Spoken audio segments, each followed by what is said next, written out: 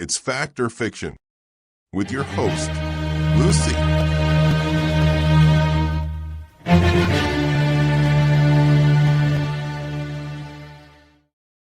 Few bygone scientists surpassed Kummerow's dedication to uncovering the root causes of atherosclerosis, and he set a benchmark for those who followed to match or better. Study by study, he built a diet-heart hypothesis that was at odds with the status quo of the day. Here he explains the basics of that thesis as he published it in 2013. Despite major public health efforts, coronary heart disease continues to be the leading cause of death in the United States. Oxidized cholesterol contributes to heart disease both by increasing deposition of calcium on the arterial wall and by interrupting blood flow. Patients undergoing bypass surgery had greater concentrations of oxidized cholesterol in their plasma than cardiac catheterized controls with no stenosis. The oxidized sterols found in the plasma of these patients were also found in the plasma of rabbits that had been fed oxidized cholesterol. Together, these findings suggest that oxidized cholesterols found in the diet are absorbed and contribute to arterial calcification. Oxidized low-density lipoprotein, cigarette smoke, and trans fatty acids further act against heart health by increasing the ratio of thromboxane to prostacyclin in the blood. These factors interact to interrupt blood flow, thereby contributing to heart attack and sudden death.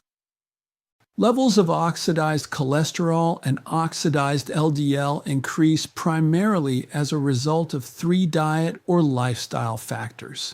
The consumption of oxidized cholesterols from commercially fried foods such as fried chicken, fish, and French fries. Oxidation of lipids in vivo driven by consumption of excess polyunsaturated fatty acids from vegetable oils and cigarette smoking. Along with the consumption of trans fatty acids from partially hydrogenated vegetable oil, these diet and lifestyle factors likely underlie the persistent national burden of heart disease.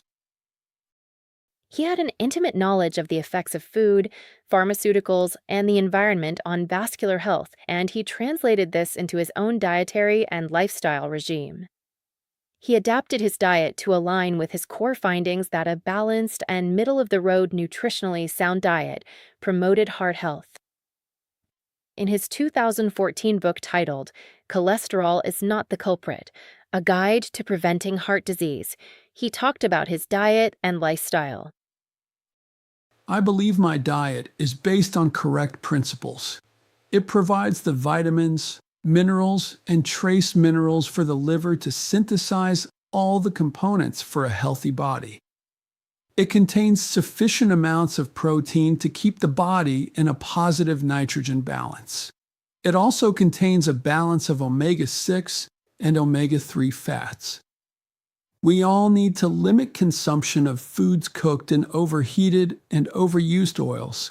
Keep omega-6/omega-3 ratios in balance, and eat nourishing diets that include all the food groups. People in the U.S. should eat more like the French. This is also a matter of how people eat. Slow down, make meals a time to relax, and enjoy smaller portion sizes. I am now over 100 years old and have followed these guidelines for over 60 years. So what do I eat? Here's my typical diet. For breakfast, an egg, cooked whole wheat grains and oatmeal served with several kinds of fruit, including a banana and those with a colored skin, and topped with milk, a few walnuts, pecans or almonds, and yogurt, orange juice and milk. For lunch at home, sometimes vegetables or vegetable soup that uses up any vegetable leftovers, a piece of whole wheat bread with cheese, fruit, milk. During my days at the Burnside Research Lab, I took a piece of whole wheat bread that my wife made, with cheese and an apple. For dinner, meat or fish prepared under the broiler. baked potato, some fresh or frozen vegetables, lettuce salad, fruit, a cup of tea. I have a nutritious dinner using the broiler, microwave, and stove. I still exercise every day. I weigh myself weekly, and if I am gaining weight, I eat less for the next 3 to 4 days. That is the best way to lose weight. You'll be surprised to note that you have lost a pound. If I am losing weight, I treat myself to a dessert of ice cream or cherry pie. There is scan information available on Kummerow's exercise philosophy and practices. He thought of the heart as a muscle that could be deliberately exercised to increase its capacity, without providing any specific routines.